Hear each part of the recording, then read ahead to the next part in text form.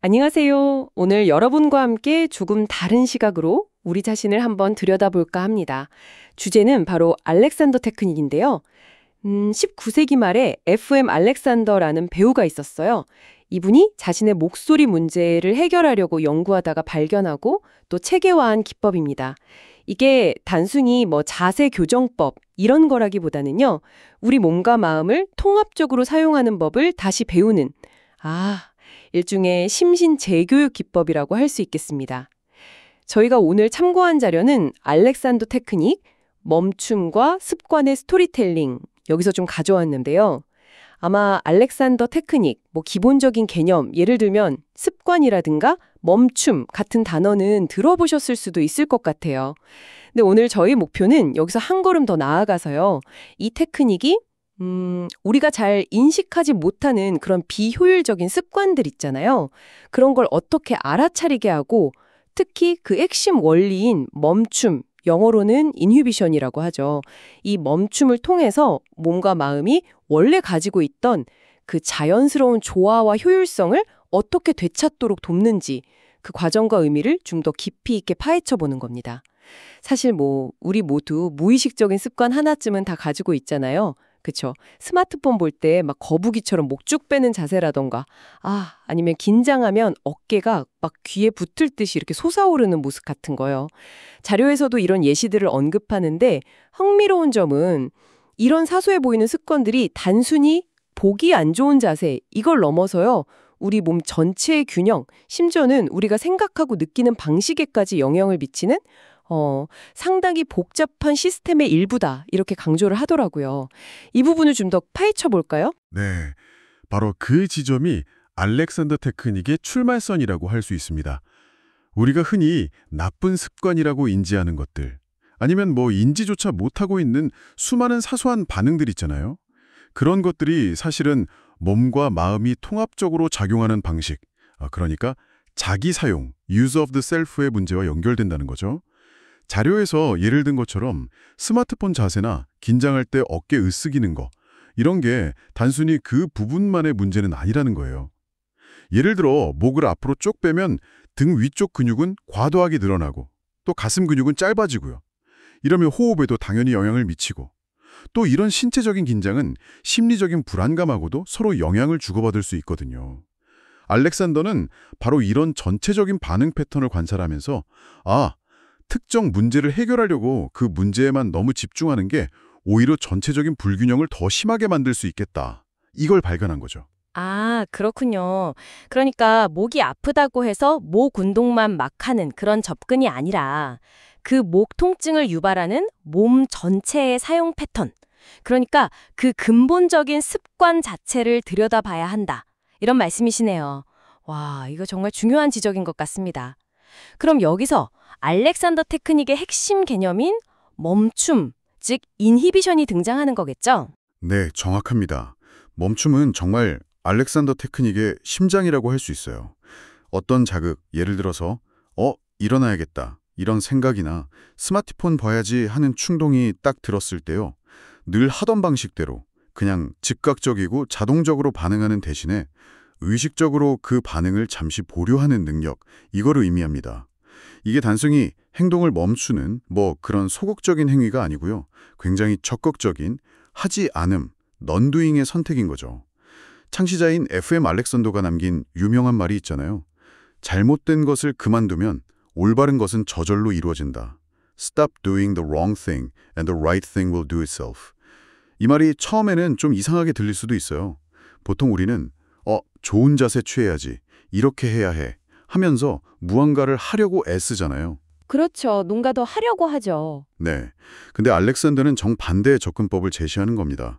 우리가 몸에 익혀버린 불필요하고 해로운 간섭들. 예를 들면 앉을 때 습관적으로 허리를 너무 꺾는다거나 설 때 무릎을 뒤로 쭉 펴서 잠그는 듯한 그런 미세한 긴장 패턴들이요. 이런 것들을 의식적으로 멈추기만 하면 우리 몸은 이미 가지고 있는 그 자연스러운 균형과 효율성을 스스로 회복할 수 있다는 거예요. 억지로 바른 자세를 만들려고 할수록 오히려 새로운 긴장을 만들 수 있으니까 불필요한 잘못된 사용을 먼저다. 이런 거죠. 이건 정말 상당히 혁명적인 발상의 전환이라고 볼 수 있습니다. 와, 잘못된 것을 그만두는 것. 이게 핵심이라는 말씀. 정말 곱씹어볼 만하네요. 뭐랄까, 더하기가 아니라 빼기의 관점이랄까요?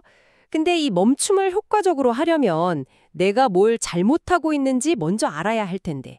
여기서 몸 감각 인식, 키네세틱 어웨어니스 능력이 중요해지는 것 같습니다. 자료에서도 이 부분을 강조하고 있죠? 네, 그렇습니다. 멈춤하고 몸 감각 인식은 진짜 동전의 양면 같아요. 내가 지금 어떤 상태인지, 어디에 불필요한 힘을 막 주고 있는지 알아차리지 못하면 뭘 멈춰야 할지도 알 수가 없죠. 알렉산더 테크닉에서 말하는 몸 감각 인식이라는 건요, 단순히 어깨가 뻐근하다 이런 통증 감각을 넘어서는 거예요. 내 몸의 각 부분이 공간 속에서 지금 어떻게 위치해 있는지, 근육들이 어떤 상태로 활동하고 있는지 이런 것들을 미세하게 감지하는 능력을 말합니다. 하지만 자료에서도 지적하듯이 현대인들은 이런 감각 인식이 상당히 무뎌져 있는 경우가 많아요. 아무래도 외부 자극에 너무 익숙해지고 또 생각에 막 몰두하느라 몸이 보내는 신호를 놓치기가 쉽죠. 맞아요. 저만 해도 컴퓨터 앞에 오래 앉아 있다 보면 제가 어떤 자세로 앉아 있는지 거의 의식하지 못할 때가 정말 많거든요. 그럼 이 무뎌진 감각인식 능력은 어떻게 다시 개발할 수 있을까요? 혹시 멈춤을 연습하는 것 자체가 좀 도움이 될까요? 바로 그 점입니다. 그 멈춤의 순간이라는 게 단순히 습관적인 반응을 보류하는 것뿐만이 아니에요. 자신의 몸 감각을 의식적으로 관찰할 수 있는 아주 귀중한 기회를 제공합니다. 예를 들어서 의자에서 일어나려고 할 때 그냥 바로 벌떡 일어서는 대신에 잠시 멈추는 거죠. 그리고 내 목은 지금 어떤 상태지? 어깨에 힘이 들어가 있나? 발은 바닥을 제대로 누르고 있나? 이렇게 스스로에게 질문하면서 몸 상태로 한번 느껴보는 거예요. 처음에는 잘 안 느껴질 수도 있고 아니면 그냥 익숙한 긴장 패턴 외에는 아무것도 감지 못할 수도 있어요. 근데 이 멈춤과 관찰을 꾸준히 반복하다 보면 마치 조용한 방에서 작은 소리가 더 잘 들리는 것처럼 점차 몸이 보내는 미세한 신호들을 더 명확하게 알아차릴 수 있게 됩니다. 이 과정 자체가 감각인식을 다시 훈련시키는 과정인 셈이죠. 그렇군요. 그러니까 멈춤이 단순히 행동을 멈추는 게 아니라 내 안에 있는 그 감각 채널을 다시 여는 과정이 될 수 있다. 이 말씀이시네요. 이렇게 멈춤과 몸 감각 인식이 서로 작용하면서 궁극적으로는 자기 사용 방식 전체를 변화시키는 것으로 이어진다는 거죠. 이 자기 사용이라는 개념 조금만 더 설명해 주실 수 있을까요? 이게 단순한 자세 교정하고는 어떻게 다른 건가요? 네, 자기 사용. 이게 알렉산더 테크닉의 궁극적인 목표이면서 동시에 과정을 아우르는 개념입니다. 이건 단순히 어떻게 앉느냐, 어떻게 서느냐 하는 그런 개별적인 자세의 문제가 아니에요. 우리가 생각하고 느끼고 움직이는 그 모든 활동에서 몸과 마음을 어떻게 통합적으로 사용하고 있는가 하는 그 총체적인 방식을 의미합니다. 예를 들어서 긴장했을 때 어깨만 으쓱하는 게 아니잖아요. 그렇죠. 네, 호흡도 얕아지고 턱에도 힘이 들어가고 생각은 막 조급해지고 이런 식으로 몸과 마음 전체가 특정 패턴으로 반응을 하죠. 이게 바로 그 사람의 자기 사용 방식의 일부인 거예요. 알렉산더 테크닉은 이런 비효율적이거나 해로운 사용 패턴을 인식하고 멈춤을 통해서 방해 요소를 제거함으로써 보다 자유롭고 효율적이고 조화로운 자기 사용 방식을 회복하도록 돕는 거죠. 전인적인 재교육 과정이라고 할 수 있어요. 그래서 특정 부위의 통증이 완화되는 건 결과적으로 따라오는 부수적인 효과일 수 있지만 핵심은 삶의 모든 영역에서 우리 자신을 사용하는 방식을 근본적으로 개선하는 데 있습니다. 와, 삶의 방식을 재교육하는 과정이라는 표현이 정말 와닿네요. 확실히 그냥 운동이나 스트레칭과는 다른 차원의 접근법인 것 같아요. 근데 이런 개념들이 처음에는 약간 좀 추상적으로 느껴질 수도 있을 것 같아요. 자료에서는 이런 원리들을 좀 더 구체적이고 쉽게 이해하도록 돕는 방법으로 스토리텔링을 활용하는 것에 대해서 이야기하고 있죠. 이 부분이 저는 되게 흥미로웠거든요. 단순히 남의 성공담을 듣는 걸 넘어서 자신의 변화 과정 자체를 이야기로 만드는 방법까지 제시하고 있더라고요. 맞습니다. 이야기는 복잡한 개념과 우리의 실제 경험을 연결하는 아주 강력한 다리 역할을 해요. 영국 모리치 출판사의 자료를 인용한 부분에서 언급하듯이 알렉산더 테크닉의 원리를 설명할 때 잘 만들어진 이야기는 단순한 설명보다 훨씬 더 깊은 공감과 이해를 불러일으킬 수 있습니다. 예를 들어 자료에 나온 이야기 있잖아요. 무대 공포증 때문에 목소리가 안 나오던 배우가 알렉산더 레슨을 통해서 멈춤과 자신의 몸 상태를 자각하는 연습을 하면서 점차 목소리를 되찾고 자신감을 회복했다. 네네. 이런 이야기는 비슷한 긴장 상황을 경험해 본 사람이라면 누구나 아, 맞아 하면서 고개를 끄덕이며 들을 수 있겠죠. 멈춤이나 자기 사용 같은 개념이 그냥 이론이 아니라 아, 실제 삶의 변화를 가져올 수 있구나 하는 가능성을 보여주니까요. 그렇죠. 정말 그 배우의 이야기가 꼭 내 이야기처럼 느껴질 수도 있을 것 같아요. 근데 자료에서 더 나아가서 자신의 습관과 멈춤의 과정을 이야기로 직접 만들어 보라 이렇게 제안하는 부분이 인상 깊었습니다. 이건 어떤 효과를 기대하는 걸까요? 그냥 뭐 일기 쓰는 거랑은 좀 다른 건가요? 아, 그거 좋은 증명이십니다. 자신의 경험을 이야기 형식으로 구성하는 것은 단순한 기록 이상의 의미를 가집니다. 자료에서 제시하는 4단계 접근법을 따라가 보면 그 의미가 더 명확해지는데요. 첫째는 자신의 무의식적인 습관 목록 만들기. 이건 그냥 나쁜 버릇 나열하는 게 아니고요. 뭐랄까 객관적인 관찰자가 되어서 자신의 행동 패턴을 데이터처럼 수집하는 과정이에요. 앉을 때 다리를 꼰다, 컴퓨터 할 때 목을 앞으로 뺀다, 이런 식으로요. 네. 둘째, 습관과 연결된 감정 및 상황 기억하기. 여기서부터 이제 이야기가 시작되는 거죠. 회의 때 긴장하면 다리를 떤다. 이런 식으로 행동, 다리 떨기 하고 감정, 긴장, 상황, 회의를 연결하면 아, 그 습관의 단순한 물리적인 동작이 아니라 어떤 특정한 심리적인 맥락 속에서 발생하는 반응이구나 하는 걸 알게 되죠. 셋째는 멈춤 적용 상상하기. 여기가 이제 변화의 핵심인데요. 다리를 떨기 시작할 때 알아차리고 잠시 멈춰서 발바닥 전체가 바닥에 닿는 감각을 느껴본다. 와 같이 구체적인 대안적인 반응, 즉 의식적인 멈춤과 방향성 제시, 디렉션을 상상하고 계획하는 단계입니다. 마지막으로 이 과정을 이야기로 엮어보기. 이 단계가 중요합니다. 예를 들면 나는 예전에 중요한 회의만 들어가면 나도 모르게 다리를 떨곤 했다. 그럴 때마다 불안감은 더 커지고 발표 내용에 집중하기 어려웠다. 하지만 알렉산더 테크닉을 배우면서 다리를 떨려는 충동이 올라올 때 먼저 알아차리고 잠시 멈추는 연습을 시작했다. 멈추고 의식적으로 발바닥을 느끼며 숨을 고르면 신기하게도 떨림이 잦아들고 마음도 차분해지는 것을 경험했다. 이제는 회의 전에 미리 잠시 멈추고 내 몸 상태를 점검하는 것이 나만의 의식이 되었다. 뭐 이런 식으로요. 과거의 자동적인 반응, 그리고 알아차림과 멈춤의 시도, 그로 인한 변화, 이걸 하나의 이야기, 내러티브로 구성하는 거죠. 이렇게 자신의 경험을 이야기로 만들면요. 첫째, 자신의 변화 과정을 더 명확하게 이식하고 의미를 부여하게 돼요. 둘째, 이야기는 기억하기 쉽고 감정적인 연결을 만들기 때문에 변화를 계속하려는 동기를 강화하는 효과가 있습니다.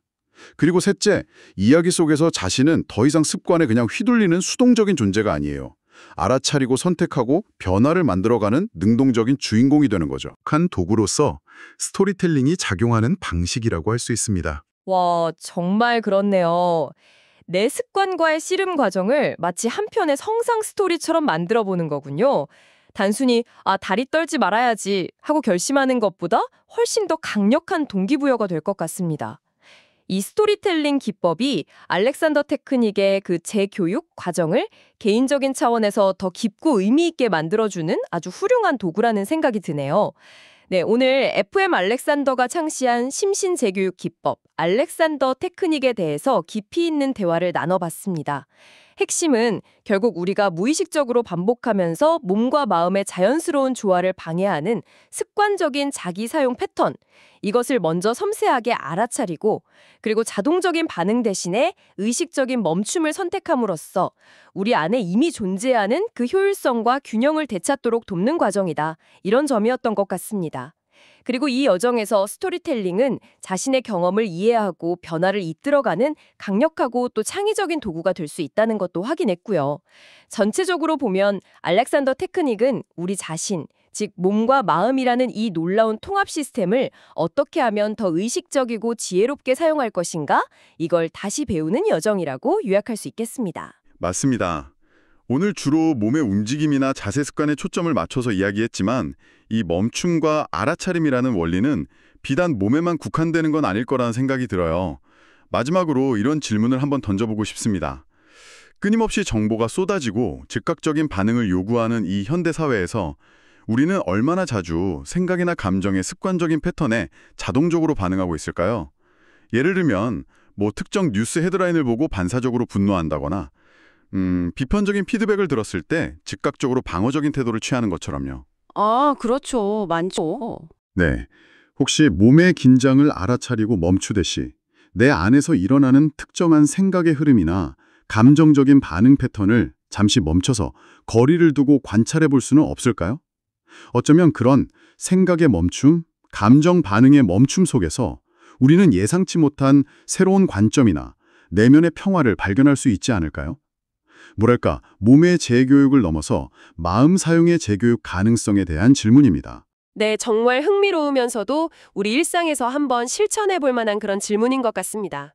몸의 멈춤에서 생각과 감정의 멈춤까지. 오늘 나눈 알렉산더 테크닉 이야기가 여러분께서 자기 자신을 좀 더 깊이 이해하고 삶의 작은 순간들 속에서 의식적인 멈춤과 선택의 공간을 발견하는 계기가 되기를 바랍니다.